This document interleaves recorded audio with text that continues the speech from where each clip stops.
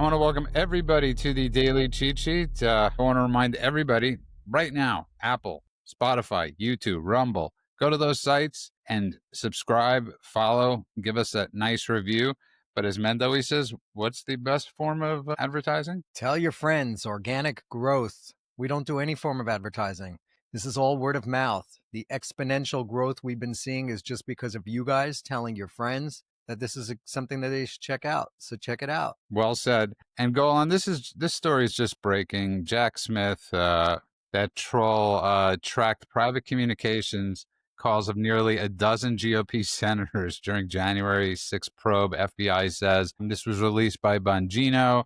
A document reviewed by Fox News Channel revealed that Smith and his Arctic Frost team investigating January 6th were allegedly tracking the phone calls of Lindsey Graham, Marsha Blackburn, Ron Johnson of Wisconsin, Josh Hawley, Cynthia Loomis of Wyoming, Bill Haggerty, Dan Sullivan, Tommy Tuberville, and Mike Kelly of Pennsylvania. So there you have it. Go on. I mean, I really want you to think about this for a second.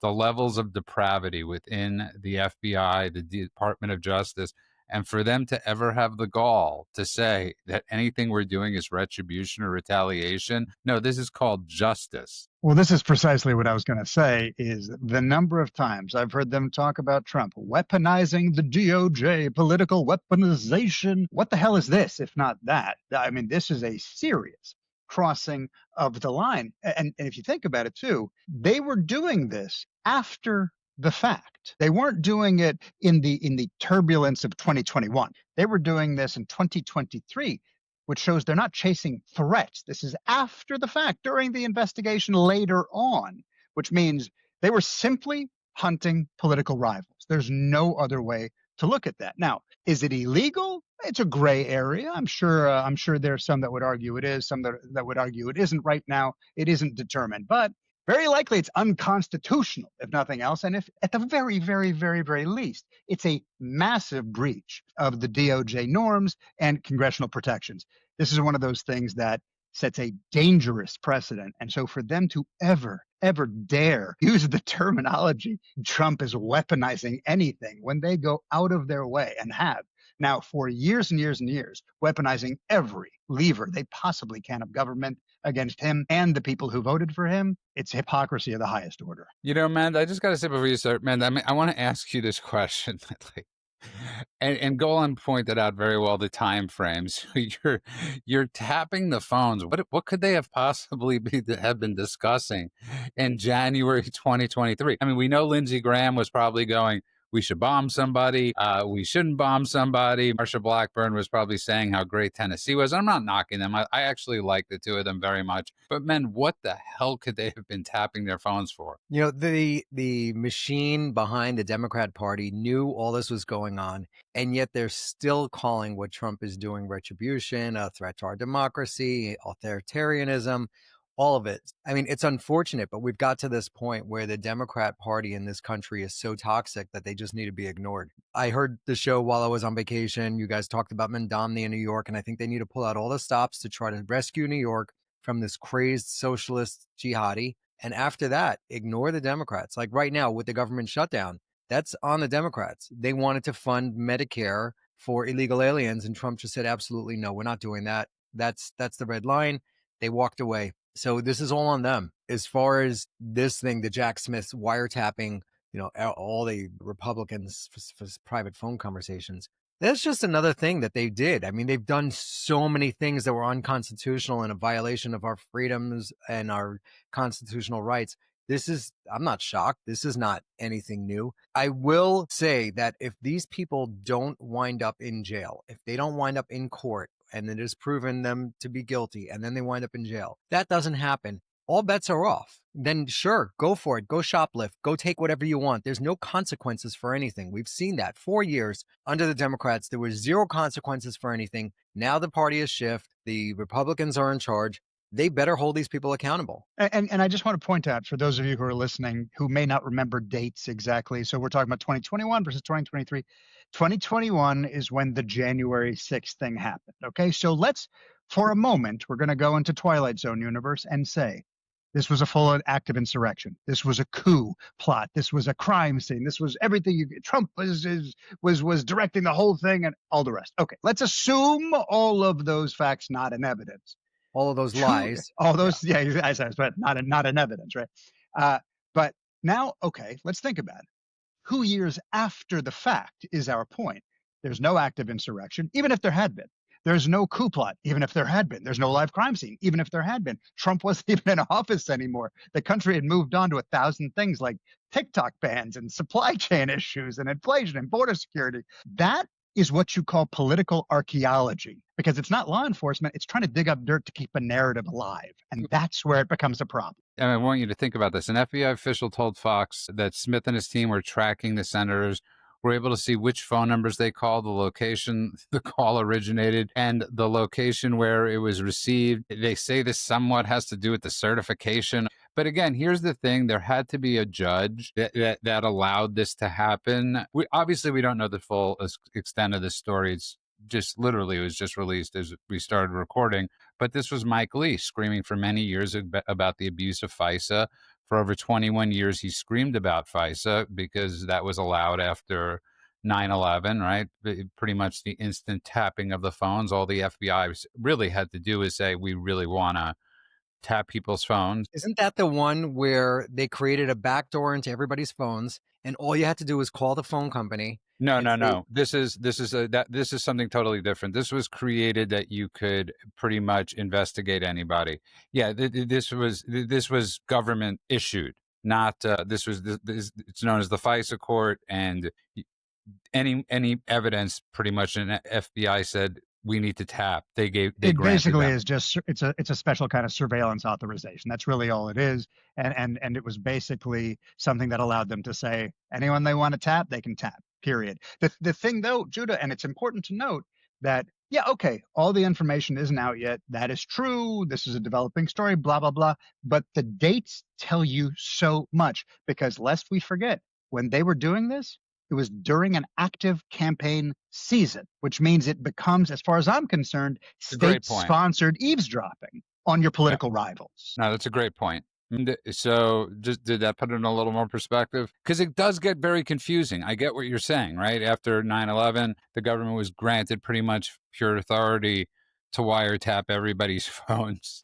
But this was a special court designed for for certain protections, and it obviously went askew. And these are the people always yelling about authoritarianism, which I guess they're fine with as long as they're the ones holding the headphones. Yes, I think I was correct about that. So the provision of the Foreign Intelligence Surveillance Act, FISA, Section 702, created a legal loophole that enables the backdoor searches of American communications without a warrant. So basically, the FBI could call AT&T and say, I want Judah's communications, all of everything that he used his phone for. What happened was foreign intelligence companies faked the FBI, called the phone companies, and then spied on our politicians. They used the FISA loophole against us in foreign espionage against the United States. You still need to get the warrant, though. As far as like people like Carter Page, there were a lot of people where they lied when they went, and you could check up on Carter Page, who served our country so admirably and had his name tarnished and disgraced. I think part of it you needed a warrant. Over here it says warrantless searches. The legal loophole permits the government to search this massive database of collected communications for information on Americans without obtaining a specific warrant for these searches. So part of it was warrant. I think if they wanted the wiretap on your phone, they had to just show AT&T or Sprint or Verizon I'm pretty sure, man, I might be wrong about this, but my recollection is the FISA warrant basically is a catch-all. So if you get a FISA warrant and it's like, I want surveillance on this particular person, you don't have to say for this crime, for this case, for this piece of information. You don't have to get individual warrants after the fact. It's kind of a blanket warrant. I'm pretty sure that's what it is. And also, the old way of warrants was you had to get a judge to say, I want to tap men's conversation with Judah. And the old gangsters in New York That's right. knew, that you get the wife on the phone.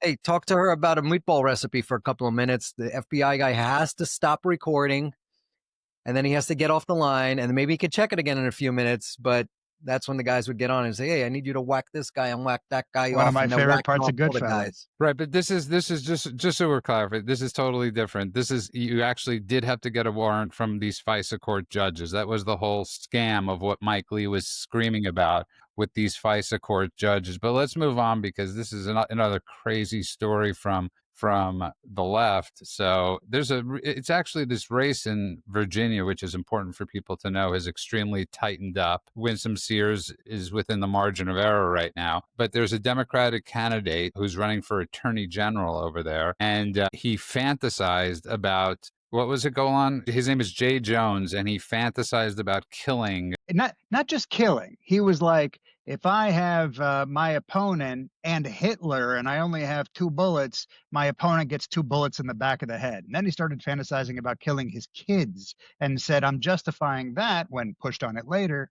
And I'm not quoting exactly, but he basically said, the only way people change policy is when they are hurting. So his kids should be murdered too. Like, it got depraved real quick. And it's one of the more shocking things because even people within his own party started calling him out for it. And he was just like, I'm fine with this. No problem. I'm cool fantasizing about murdering my opponent, fantasizing about murdering his children. Crazy. Mend, I'll read to you the exact text. If those guys die before me, I will go to their funerals to piss on their graves, send them out awash in something. 3 people, 2 bullets. Gilbert, Hitler, and Pol Pot. Gilbert gets 2 bullets in the head. Spoiler, put Gilbert in the crew with the 2 worst people, and he receives both bullets every time. Yeah, and then he went on. There's another person who came forward with another thing that he told her, which she's come forward with. This woman came forward with allegations against him on Monday, saying during a 2020 conversation about qualified immunity, which is the law that protects police officers in altercations that they have. Qualified immunity, she told Jones that without the legal protection, police officers would get killed. And his response was, maybe if a few more of them died, they would move on and not shoot people, not kill people. That was his response to, maybe we should have some more cops getting killed. So this is a great guy. You want By the upholding way, the law. he didn't just say he wanted to kill Gilbert's kids. He said that his kids should, quote, die in their mother's arms. And I just want to correct one thing I said. He did later say, I'm really sorry about that. I apologize. Take it back, and now I'm going to stay in the race. So he did kind of ish apologize like my 3-year-old does after he breaks something in the kitchen. We're all pointing to the dumpster fire that is the left right now. When you look at the New Jersey gubernatorial race, you have the same thing going on with one of their candidates. You're really watching the bottom of the barrel. I believe he's black. The woman in New Jersey, obviously she'll get a free pass because she's a woman. But Golan, you're really talking about dumpster diving in the Democrat Party right now to levels I've never seen. And what this guy said makes that guy from North Carolina, Mark Robinson, that was running for governor, right? It makes him look like a saint. The stuff that this guy said it's not just disqualifying. Someone should actually go investigate this guy. Look, I understand free speech. He's not actually saying I'm going to. He's not using the terminology that gets you into legal hot water. Yeah, but this is the guy that's supposed to uphold the law of the Correct. state. I mean, that's that's why I'm saying it's disqualifying for the position. Yeah. Certainly. But I'm even thinking there's something wrong with this guy to even say such things. I mean, there's a certain a line you don't cross. Can I tell you really where there's wrong with people? And I call this the Rudy Giuliani effect, okay? And we're witnessing now in Virginia. So you take a guy like Glenn Youngkin, who's done nothing but amazing work, but because they have a 1-term limit in Virginia, right? That's it. That's all Glenn Youngkin can serve. But the people there aren't happy and say, you know what? His lieutenant governor, Winsome Sears, probably will do as good or if not a better job than Glenn Youngkin. What do they say? Let's go back to 5 years. Let's go back to 4 years and 2 months ago in Loudoun County. So this is a disgrace on the people of Virginia at this point. Not just the people running, but that this person could get in is absolutely insane. And there are people that are voting for it. This is the thing I was going to say is normally I would make a list. Well, this is morally repugnant. This is political suicide. This is obviously disqualifiable, all the other stuff. But here's the world we live in right now. The world we live in right now, murderers are getting celebrated. We talk about it all too often, whether it is people shooting CEOs in the back, whether it is people killing Israeli diplomats, whether it is people killing Charlie Kirk. these people all are getting cheered on by a large swath of the psychotic population that have lost their minds. I don't know any other way to put it. And this is a guy that, if he isn't disqualified from the race, if he stays in, this stuff will get swept under the rug. I think for many, he suddenly became a guy they could vote for. He suddenly became a guy they could cheer for, as psychotic as that is. And the more that happens, it's not just Mamdani is one thing. Mamdani is a jihadi who wants to, what is his word that he loves to use? Not genocide. What does he say? He likes, intifada, same thing. He wants to kill all the Jews, right? He loves it. He thinks it's wonderful. He also wants to destroy New York. He wants to go socialist, all that stuff. So he has very specific political ideologies that, jihadis have and socialists have. This guy, just a psychopath. As far as I'm concerned, you say that sort of thing, you're a psychopath, and psychopaths suddenly become viable in the political marketplace. That to me is really frightening. Well said. And man, I just want to get back to one thing really quickly about the reason why so much of the FISA stuff was revealed was because of Grassley, the oldest senator since he's still there. I think he was still the oldest senator in 2016. It actually was revealed in 2020. The Justice Department acknowledged that it lacked probable cause to surveil former Trump campaign aide Carter Page and at least 2 of the 4 warrant applications, all which were granted by the FISC. The extraordinary revelations were referenced in a newly declassified FISC order and required DOJ to preserve all documents. So this wasn't just a blanket thing. This was an actual event where they were going to the FISA court with the flimsiest of warrants and getting judges to allow this. So I just want to explain. But go on to, I want to say to you, to your bigger point, that we're so confused about this is a big part of the problem.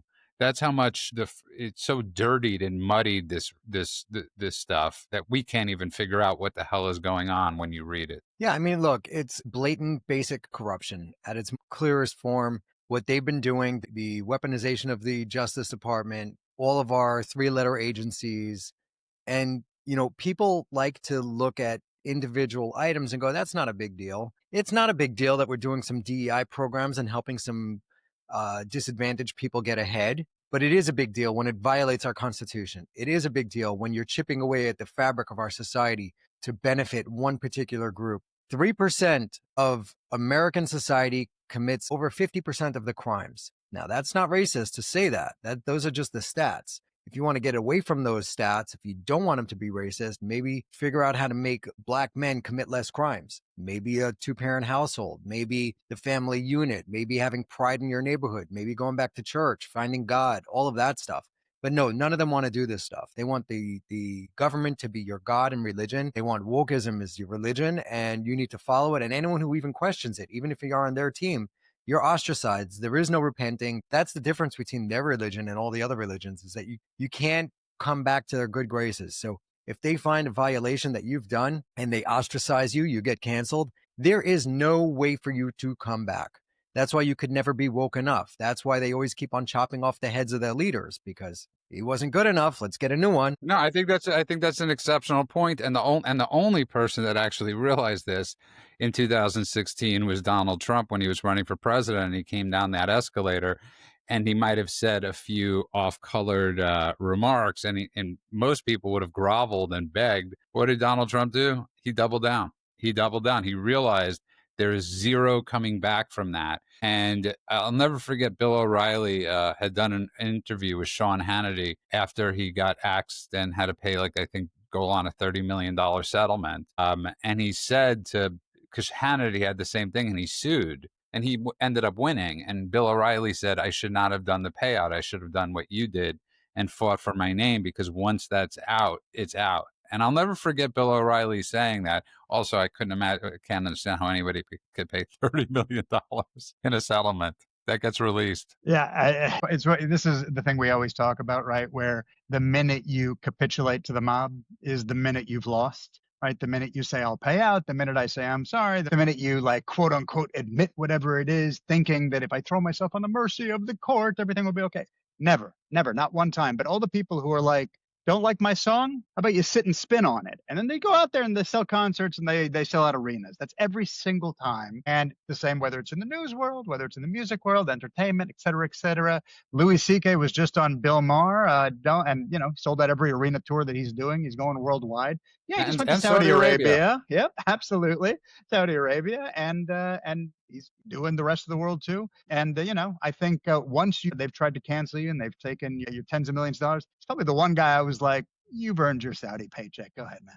And then you had Chappelle. And I think this is important for people to realize because a lot of people are not hearing about this story. The Riyadh Comedy Festival, you had Chappelle on stage. Apparently, he took a knock at Charlie Kirk. So that was one thing. You had him getting paid about $1.5 million, but that's his home country, Chappelle. Chappelle is a Muslim, right? So I'm not saying his home country, but that's a country that he affiliates he's with. at home in that country. Yeah, Bill Burr, who came back. And I don't know if anybody listens to it, but this is the insane thing. And I can't stand about Bill Burr. He does the same thing. He uses I'm a comedian at the end. Anytime he's getting interrogated, he could come out and say whatever he wants, go on. And he always says at the end, I'm a comedian. I'm just there to make them laugh. What do I know? I'm just a schmuck over here. You know who just did that? I just listened to an unbelievable podcast.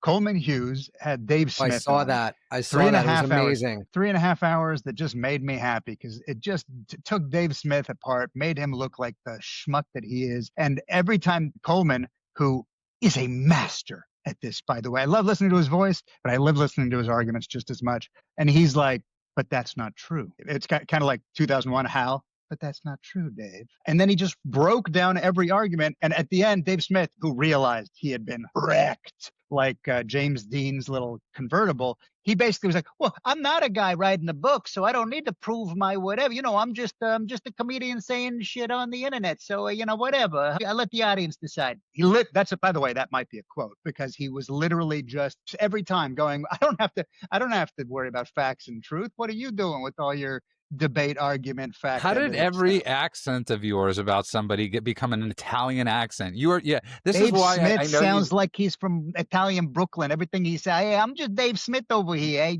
But whenever the smart guys are talking, the Constant Kissens, Douglas Murray's, well, I think it's probably something we have to, it's very, very erudite and intelligent. But whenever the schmucks are talking, sorry, they sound like Goodfellas rejects. And that really is the point, though, man, is that idiot has become raised in elevation because of idiot. And it's like the vicious cycle of idiot.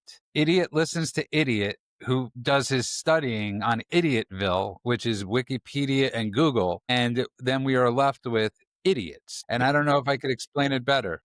Bill O'Reilly calls them irresponsible bomb throwers. They run into a room, they lob a grenade, and they run out. They go, hey, I'm just a comedian. What do I know? I'm just saying things, And that's Dave Smith. And his pointy little nose and his beady eyes get pointier and beadier the more he lies. I feel like I could see it happening. Every time Coleman Hughes would call him out on an issue and say, that's hearsay. You're saying the 7 wars in 7 years or dictators that we're going to overthrow, blah, blah. The guy who you claim you heard it from never even read the memo. What are you talking about? Oh, what do I know? I think it's extremely important you put into context of what he was referring to. And this is one of those tropes out there that this is somehow with Bibi Netanyahu formed in like the late 90s or early 2000s of taking down the 7 dictators around the world or, in that region. The neocons supposedly in the U.S. government had a hit list of 7 countries, and it was like Egypt and Niger and Somalia. And there's a whole list. Iraq and Iran but was Israel the last was one involved, obviously.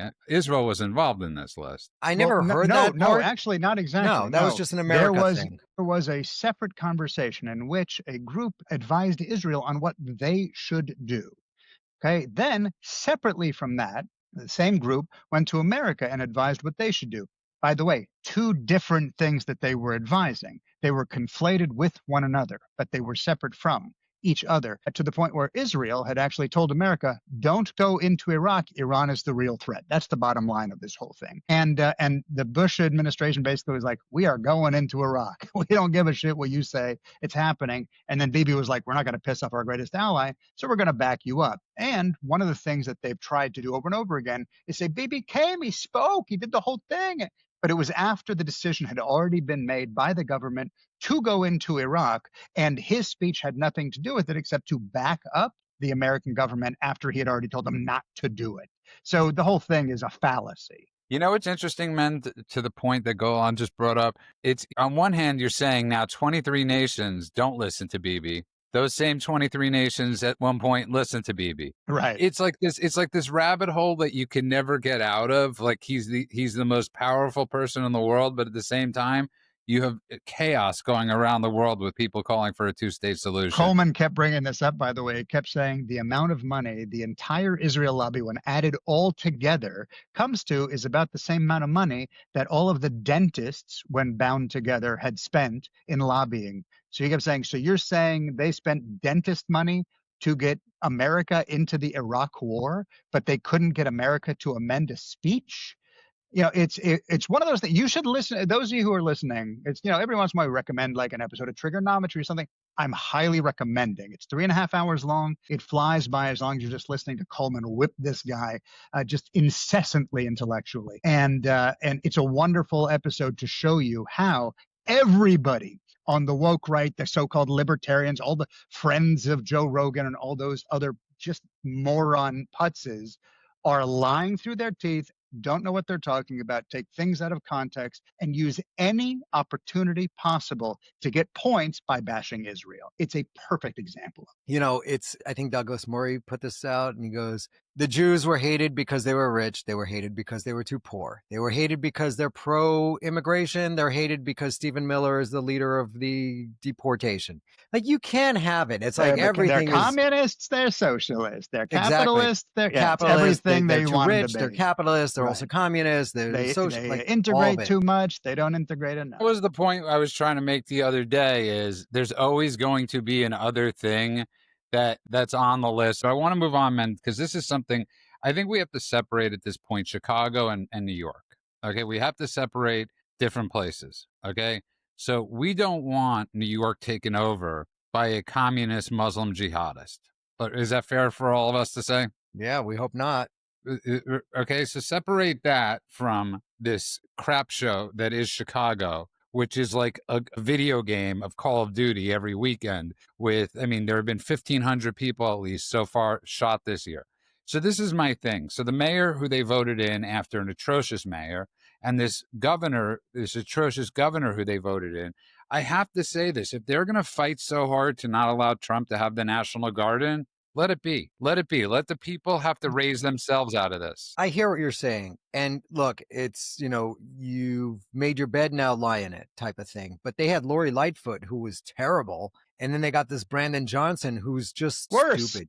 He's worse than her. Right. They went from dumb to dumber. Dumb to dumber. They double down on dumb. That means they're not learning. But listen, here's the other thing, is there's two other parts. One is there's about half the population that does not agree with Lightfoot and Brandon Johnson and all their insanity and all the crime, and they want safety and they want to have a beautiful state. They want to live in peace, and they're just not getting it. So what about those citizens? And then the other thing is that if Trump sends in the National Guard and he takes the 52 people that get shot every weekend in Chicago and brings it down to zero, do you know how many people, parents of these kids that are getting shot every weekend will say, whoa, this could have been like this all along. Maybe we should vote different. Maybe we do want law and order. So I think it's a good example. He did it in Washington, D.C., and he brought crime to zero. Go in there in the face of opposition. I think it's a little different. They federalized the police department there. It is different. It is because they have different rights. They have different rights right, in which is Washington. which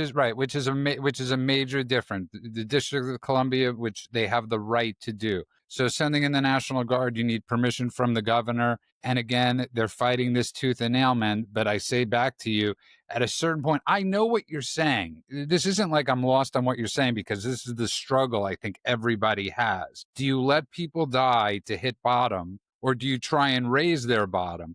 But at a certain point, I don't know what you do. They're the ones that keep voting these people in. I hear your argument, and I'm half on your side. Although the other thing is, like, what about the innocent people who want safety and they just can't afford to move? There's a lot of people in Chicago that want nothing but to live in peace and happiness and pursue the American dream, and their kids are being shot every single weekend. They're stuck.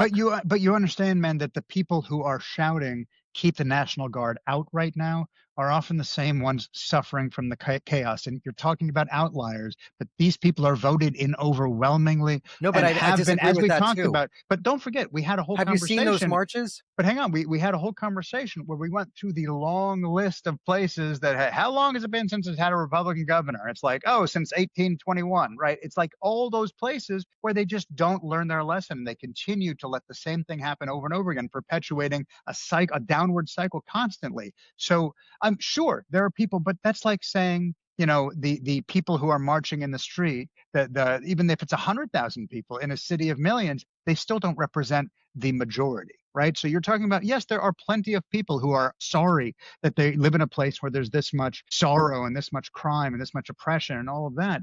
But the majority of them still, they have like some twisted kind of Stockholm syndrome, despite the failed leadership, despite the broken schools, despite the corrupt unions, despite all the stuff we've talked about up until now, all the crime and all their kids dying and everything else, they still say, no, I don't want the National Guard in here, and I want to keep voting for Democrats. I think that you're idealistic to think otherwise. I got two things on that. One is, I agree with you. The people that are voting these people in deserve nothing. They don't deserve safety. They deserve to basically, they made their bed, let them lie in it. That's fine. I'm okay with that. The people that you're seeing out there protesting, they're not inner city Chicago. These are a bunch of fat, disgusting people from the suburbs that are living cushy lives.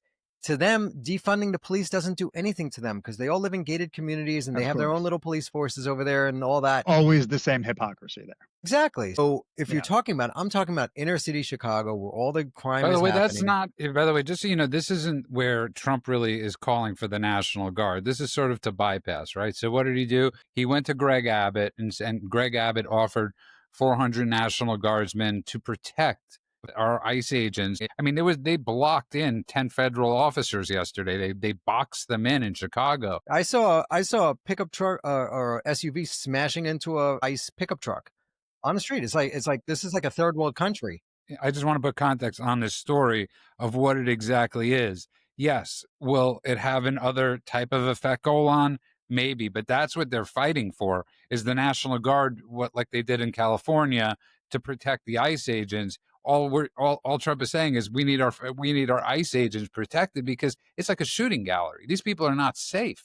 I think there have been over like 1,000 ICE agents attacked at least. Where was it we were talking about where they had over 100 days of ICE agents attacked? We just last week were talking about that. Do you recall where that was? No, I do not. I don't either now, but the idea remains the same. Well, it's fine. It's happened in so many places. That's kind of we're laughing about it, but the reason we don't remember is because there are so many places it's happened where ICE basically, they're saying in California, no masks allowed. You need to reveal yourself so we can dox you and we can attack you when you're off the clock. Like everything that's being done it's almost like the Purge, right? Almost like a horror movie where the people, it's like the most dangerous game, except now we're all going to hunt ICE agents, and everything that's being done, stripping away National Guard, stripping away masks, stripping away all these protections and the local law enforcement not doing anything to stop it. All of that is almost like putting a target on their backs in a very real way. But I don't think it's almost. I think it's 100%. It's 100. It's 100% putting a target on their backs, and they're not the only ones guilty of doing this. This is a sickness that's going on.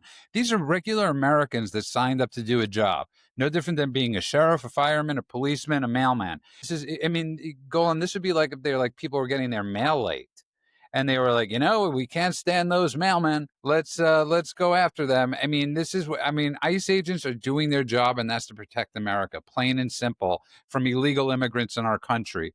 And this is an absolute sickness. And I really don't know at what point you separate free speech and the violence thing that we've discussed. I really don't understand something though. And maybe it's my naivete, but how can a judge rule not to protect federal agents? That to me is insane. And I understand that's what's happened. But if federal officers, and ICE agents are federal officers, are doing their job, they're enforcing federal law, How can a judge decide that the government is not to protect them? I don't understand. It's not just judicial overreach. That's like full blown breakdown of sovereignty. I don't understand how it's even legally possible. Can you guys explain it to me? Or can anyone? It makes no sense. It No, makes it no makes sense. sense. Even if you're talking about the masking thing for these federal agents, like California's trying to pass laws. They're trying to pass laws that the agents can't wear a mask. But if you want to go in and rob a grocery store, sure, wear a mask. Can I be honest with you? I was always amazed by that during COVID, why more banks weren't robbed. I was always like sort of fascinated by Because they were that. all busy robbing all the shopping stores. Yeah. I know, right. Sephora's It were was Right, so getting much robbed on easier to Mondays take a and shopping cart Thursdays. into Rite Aid. Right, for under $999, then all of us had to pay the penalty of these by going into these stores. Most of them took away the checkout counters, that you could do electronically, and then everybody's like, and then all the products are put in like prison, right? You have to call up the Target person. Can you please unlock? I want a toothbrush. I mean, that's how insane they made it for the rest of us. Do you remember what it was like growing up in Brooklyn, where you'd go into a bodega and it was a bulletproof glass Yeah, it was with great. a With that chamber? little thing, with the You little put your thing. money in, and everything was behind the bulletproof. You couldn't get anything by yourself. It was basically the whole store was in a bulletproof thing. And you put your money in the little chamber. The guy would take it, count your money, say, "What do you want?" You tell him what you want. He gives it to you.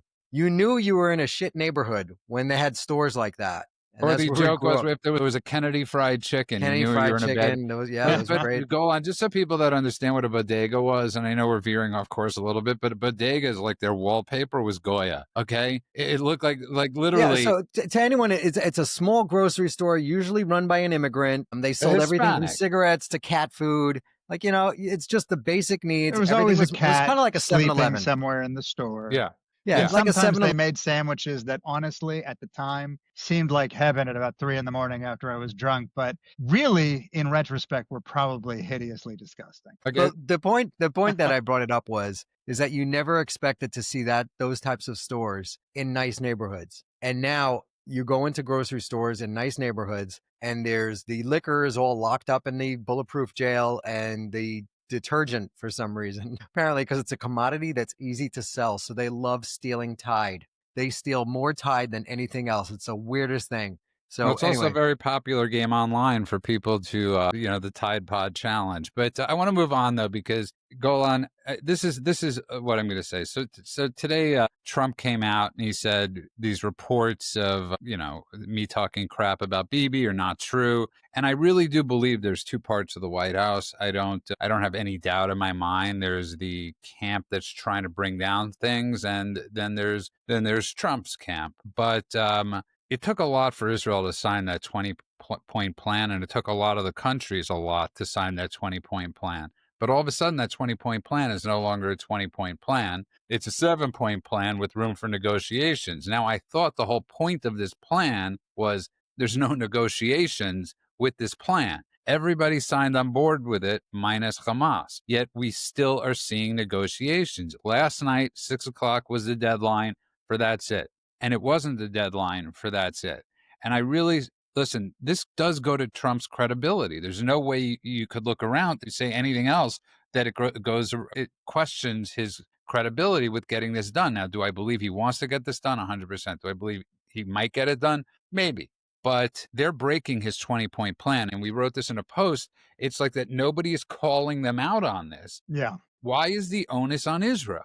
And This is I the just same tired pattern we've seen every time. For those of you who don't know what we're talking about, the 20-point plan that Trump said this is not a negotiation. You have till Sunday, 6 p.m. DC time to accept this, or else all hell will break loose and Hamas will die, and they'll die badly, and all sorts of other great threats. Now, up until now, when he has said something like that, as we've discussed on the show, red lines are red lines. And his red lines meant day 60 is when your deadline is, day 61 is when we take Iran out, right? So we were waiting for a similar thing here. And then they said, not we accept it, not even we accept all 20 and let's talk about it. They said, we accept 7 of them and let's start the negotiation now. Oh, they have the same accent as Dave Smith, apparently. And so, but this is the same pattern that has always happened with every Israeli negotiation, basically since 1947.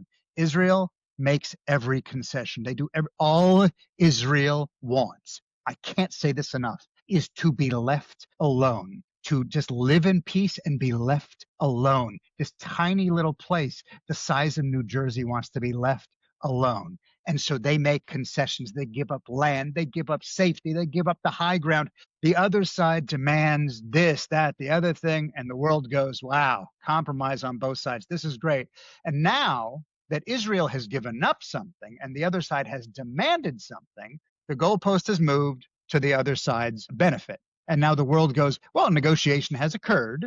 That's not a negotiation. That's just getting F'd in the A. So a negotiation has occurred. And now Israel has to give up a little more because that's how negotiation works. You give up a little bit to get the agreement. So now instead of a 20-point plan, it becomes a 7-point plan. And now Israel needs to not only accept the 7-point plan, but there are a couple of additional things they want to negotiate on top of that.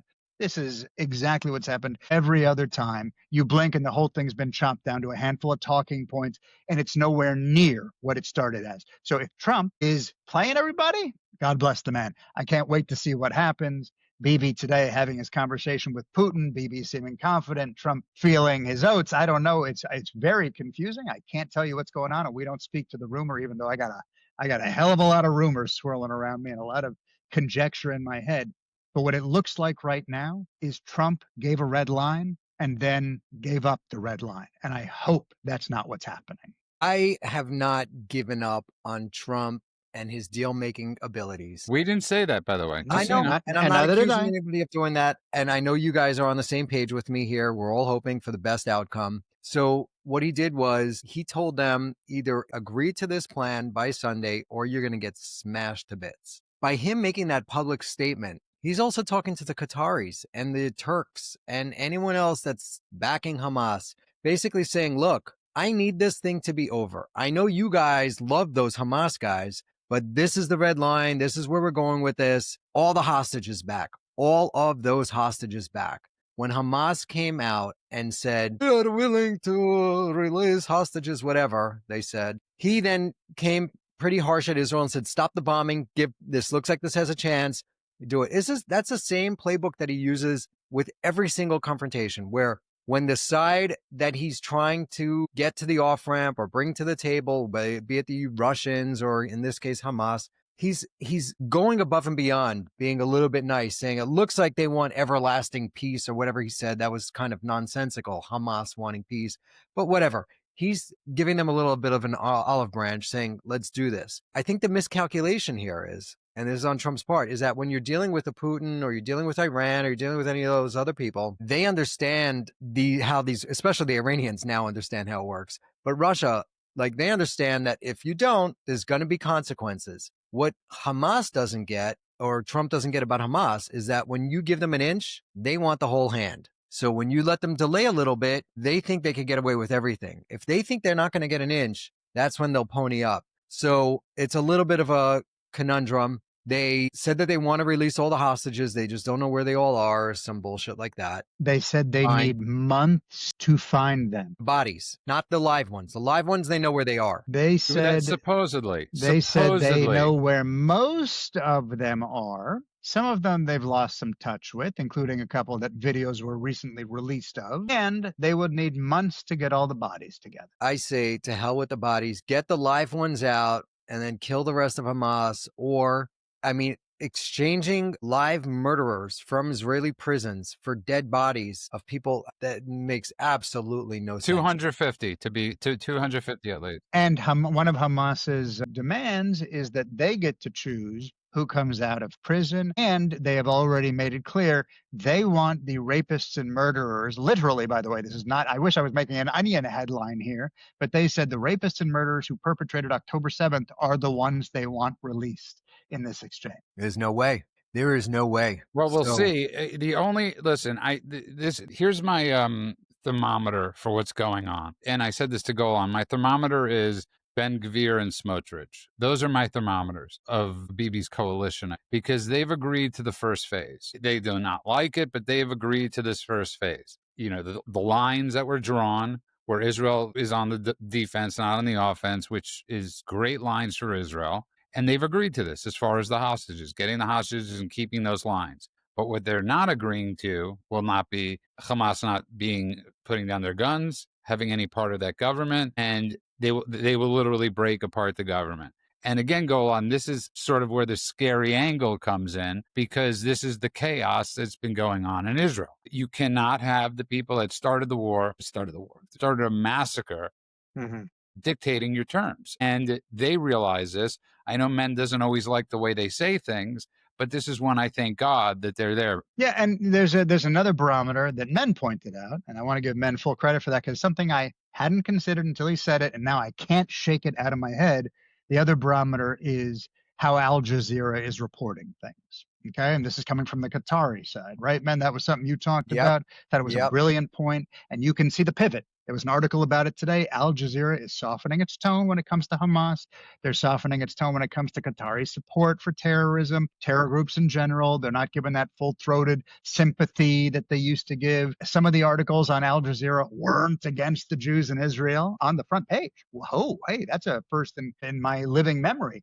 And so to me, that is an indication that Qatar's position is shifting. To me, it also means that they are a little bit, or maybe not just a little bit, under the thumb of Trump. Because right now, Doha needs to show it's not a backer of terror. This is how they do it. Especially, Trump gave Qatar that kind of quote unquote NATO style security guarantee, right? Any attack on Qatar is now treated as a U.S. security threat. Which didn't bother Tucker. No, no, no. That was fine. Tucker doesn't mind boots on the ground if it's for the people paying him. Shoot us. Keep that to yourself. What are you doing? But no, but in all seriousness, men said this, and now I've developed an entire ecosystem about it, which is if Trump has got that leverage over Qatar and the Hamas guys, the only place that they can be safe right now is Qatar, then that means that Qatar has influence over them, which means Trump has influence over them, and it becomes this hierarchy where now basically the allies of Trump, which includes Bibi and Israel, have influence over what happens next. And so to me, that's the other barometer of all of this. I want to say the biggest point, in getting back to what men said and getting back to what we said on Friday's show, is the reason why we did not do, and people were asking why we did not do Saturday's show, is because we don't know anything more than we did on Friday, right? Right. We were like, we'll get back to you as soon as we get answers. We still don't have answers. So I'm not going to speculate. Trump's foreign policy has pretty much always been spot on. So I'm not going to speculate right now or say anything harsh or say anything like that. There's no point. So we're talking about hypotheticals right now. Every time you open up an Israeli rag, the story minute to minute changes. Every single. So there's almost nothing to report on until we see hostages being released. It's totally right. And I would even go so far as to say that Trump's foreign policy has been his most effective, disciplined, and historically consequential arena in everything that he's done since he's been in office. Let me add this. It is my belief that Trump's first and top priority is getting back the hostages. Trump has said it many, many times, and I agree with that.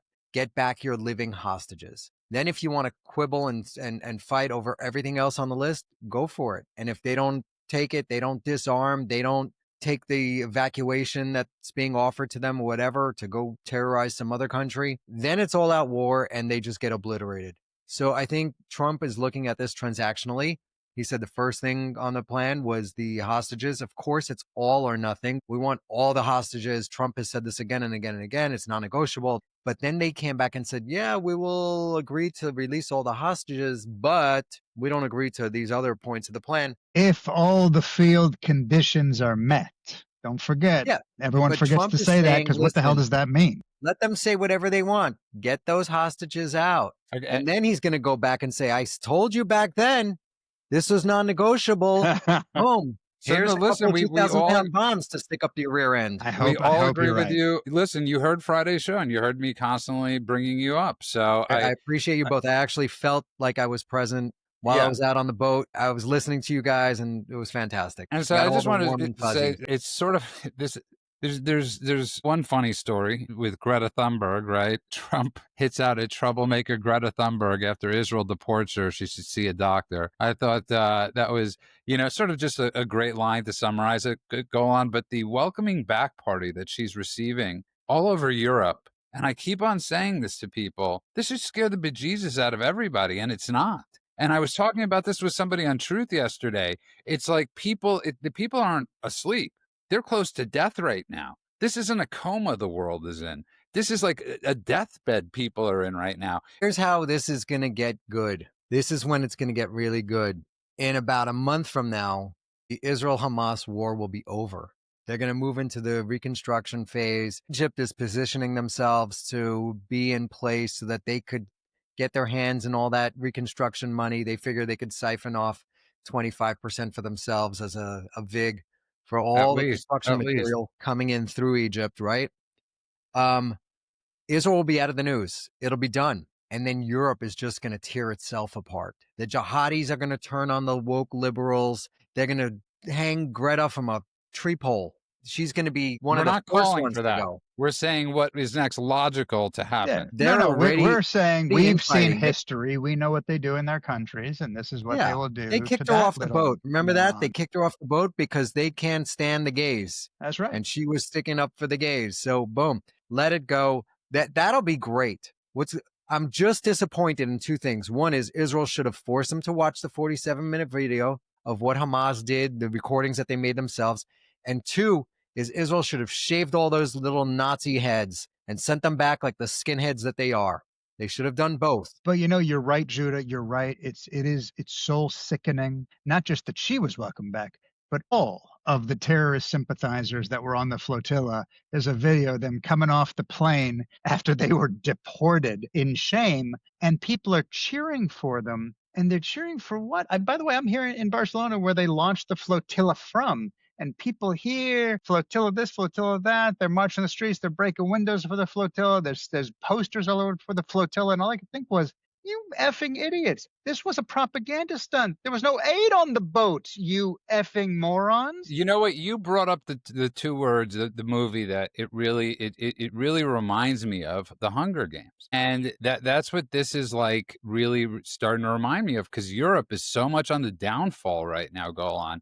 That it's like territory after territory is just like it just feels so Hunger Game like. And I think, to Men's point, he's right. They'll be out of the news, Israel, and these people are going to just destroy themselves. I want to read you something, actually.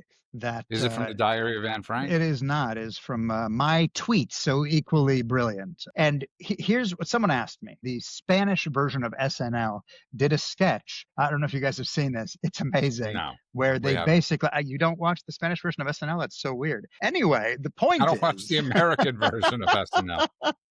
the point is that on the Spanish version of SNL, they had Pedro Sanchez, or as I call him, Pedo Sanchez, who is the president here. Basically, it's him wearing a keffiyeh, and he said, I don't know what to do. Everything's failing here in Spain, but I have a plan. And so basically, it's him saying, I'm going to use Palestine as an excuse for everything. Someone calls and goes, hey, you didn't pay your taxes. He goes, oh, you want to talk to me about taxes when Gaza isn't free? And he's like, I'm sorry to bother you. And then it shows him in bed and he can't get it up. And he's like, I'm just so worried about the Palestinians. The whole sketch is amazing.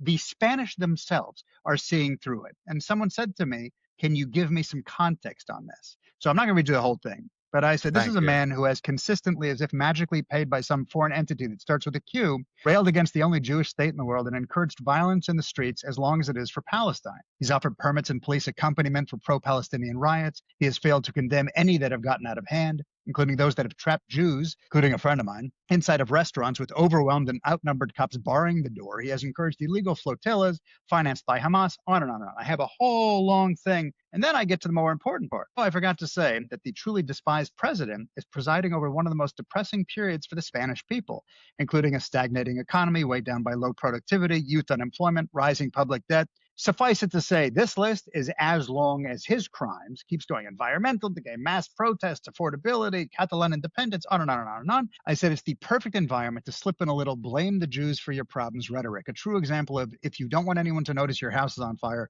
light someone else's house on fire and shout, look over there. This is exactly the point. Eventually, when this is all over, they will not be able to use these excuses anymore. All of that will be stripped away and they will be laid bare. Just to prove your point, Yeah. for, like if you don't listen to the show chronologically and you decided to listen to an episode 27 days ago where I said France, they had to get a new prime minister. Well, 27 days later, Yep. They have to get another prime minister. The shorting-serving tenured prime minister, 26 days. It reminds me a lot of my relationships. They constantly get shorter and shorter. I don't know really where you go from 26 days go on. So I think you're on the right track. But there's one last thing that I think is extremely important to talk about. Today's So October. can I just say the one stat about him, which is that cracked me up the minute I read it? He named his cabinet, and 14 hours later he resigned. Yeah, that's Ah, Yeah, like what is there is happening in nothing more France? French than that. and so listen to the people that listen to the show. Obviously, we realize there's a government shutdown right now, but it doesn't seem to be affecting or bothering anybody at the moment. So I would have talked about that, but October 7th is tomorrow, the anniversary. Obviously, you had a rabbi beaten up in where my parents live in Teaneck, New Jersey, which worries me more than anything, which is Bergenfield, which is very scary that a rabbi got beaten up. They're saying it's an anti-Semitic attack. It really didn't. I'm No, not sure no shit. which camp it came from, but man, this is listen. As we always say, first it's the Jews, and I don't think enough people are really comprehending or watching what's going on around the world, because people keep on saying, well, it's over there, why should I care about it? But that was when it was just in the Arab countries. Now we have it in Europe. So are you just going to keep on saying it was over there? Like, how many more over there's do people, first it was them, then that old parable, and then it was me. And that's what people are saying right now is, well, it's over there. It's not me. It's over there. It's not me. All of a sudden, they're going to be saying it's me, and they'll be dead by the time that happens. And this should be, October 7th should be a wake up call to everybody that if it could happen to Israel, a country with the greatest technology, greatest defense force, I would say, in the world, especially greatest intelligence agency in the world, it could happen here at any second. And nobody here is above, because we've witnessed it. We've witnessed Christians murdered. We've witnessed Jews murdered in this country. We've witnessed this stuff. How much more witnessing, men, do people need? I would suggest that everybody Google how many churches were burned in Nigeria, how many churches were burned in France, how many churches were burned in the UK, and then finally, how many churches were recently burned in Canada. It's already here. The thing that scares me the most is that I'm keep on waiting to hear giant cell of 1,000 jihadis was busted and they're all in jail and FBI took them all down, because we know that there's between 1,000 and 2,000 trained ISIS mercenaries that have come across with the 21 million people that Biden let in, and they don't know where they are. And they know that they're planning something big. Go on. As you saw my conversations with people on Truth, especially, Yeah. I don't get pushback, the pushback I thought I would get with certain posts, because I think a lot of people do get it. I think there are people that are scared to get it. So sometimes it builds up when I speak about this. Yeah. And, for every one nutcase that's screaming about the Zionist cabal, you have 9 or 10 people that are reliking or retruthing or commenting on exactly what's going on. And commenting against that one idiot screaming about the Zionist cabal, too. The thing is, this is the same mistake people made in the 1930s. And so, it's interesting. Living here in Spain, there is a concerted effort to never know their history. I talk to people here all the time. I happen to be a Jewish Israeli, and I happen to be someone who is also hyper aware of how this society is so easily manipulated because they don't know anything about their own history. And I was in Sevilla not long ago, and we were taking a tour, and they showed us this is where the Inquisition happened, or one of the places where the tortures happened. It used to be a tourist area, and it was something where every school child in the region had to come here and see what our shameful past was. And I said, well, great, let's go down there. He said, oh, no, it's not open anymore. They've sealed it off. So what do you mean they've sealed it off? They've bricked it up. Well, how do the kids learn it? Oh, the kids don't learn about that. We don't bring it up in school anymore. And my head was spinning, and I finally said, can you explain to me why they would have stopped teaching about the Inquisition in Spain? And he said, well, we didn't want the young people to feel ashamed of their history. So now they don't know their history at all. So now they can relive it all over again, because about every 80 years, pretty much like clockwork, Spain screws over its Jews, whether it's kicking them out, whether it's torturing them, whether it's handing them over to the Nazis, whether it's whatever. Spain makes sure they're always screwing over their Jews, and they're doing it again right now. And back then, everybody all over the place said it's just the Jews, but it's never just the Jews. And, you point out, Judah, I wish we didn't have to talk about Israel anymore. I wish we didn't have to talk about the Jews anymore. People are like, oh, why are you bringing up the Jews again?